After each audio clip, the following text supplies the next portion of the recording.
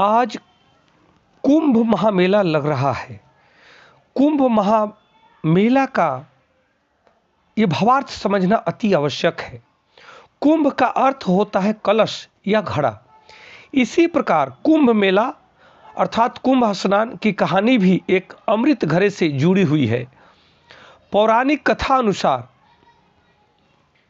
जब ऋषि दुर्वासा के श्राप की वजह से देवता कमजोर हो गए तो राक्षसों ने उन्हें युद्ध में पराजित कर दिया था, जिसके बाद सभी देवता मदद के लिए भगवान विष्णु जी के पास पहुँचे और भगवान विष्णु के कहे अनुसार देवताओं ने राक्षसों के समक्ष अमृत की प्राप्ति के लिए समुद्र मंथन करने का प्रस्ताव रखा। राक्षसों ने भी अमृत के लालच में देवताओं की इस प्रस्ताव को स्वीकार कर लिया और समुद्र मंथन शुरू हो गया। समुद्र में से एक एक करके कई चीज़ें, कई रत्न निकले, लेकिन जब उसमें से अमृत कलश प्रकट हुआ तो उसे पाने के लिए हर कोई ललायित हो गया।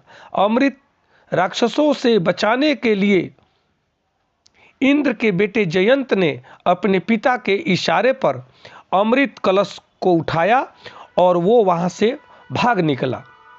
तब राक्षसों के गुरु शुक्राचार्य ने राक्षसों से जयंत के से अमृत कलश छीनने को कहा। राक्षसों ने जयंत को पकड़ लिया, लेकिन अमृत कलश छीनने के लिए देवता और असुरों के बीच 12 दिनों तक भयंकर युद्ध चला और इसी युद्ध के चलते देव दानवों की छीना झपटी में अमृत की 4 बूंदें गिर गई थी। यह बूंदें प्रयागराज, हरिद्वार, नासिक और उज्जैन आदि 4 तीर्थ स्थानों में गिरी। 3 तीर्थ स्थान वह होता है जहां जाकर किसी भक्त को इस नश्वर संसार से मोक्ष की प्राप्ति हो जाती है। इन तीर्थों में भी प्रयागराज अर्थात प्रयाग संगम को तीर्थराज के नाम से जाना जाता है। परंपरागत तौर पर नदियों का मिलन बेहद पवित्र माना जाता है, लेकिन प्रयाग में नदियों का संगम बहुत महत्वपूर्ण माना जाता है, क्योंकि यहाँ गंगा, यमुना और सरस्वती का अद्भुत मिलन होता है। कहते हैं जयंत जब अमृत कलश को लेकर उड़ा था तो वह 12 दिनों में स्वर्ग पहुँच गया था और शास्त्रानुसार देवताओं का एक दिन पृथ्वी लोक के 1 साल के बराबर होता है।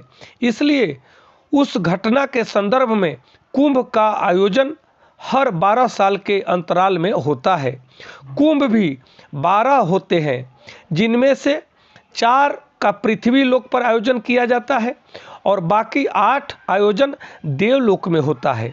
अमृत की पहली बूंद प्रयागराज में, दूसरी हरिद्वार में, तीसरी उज्जैन में और चौथी नासिक में जाकर गिरी। इसी कारण इन 4 स्थानों पर कुंभ मेले का आयोजन किया जाता है।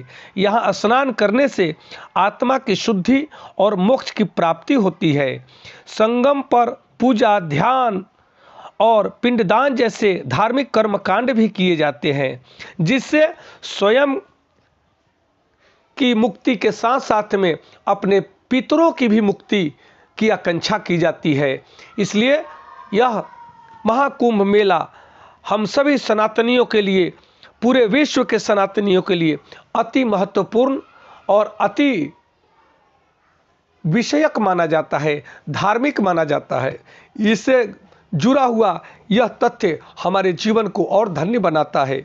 नमस्कार, धन्यवाद।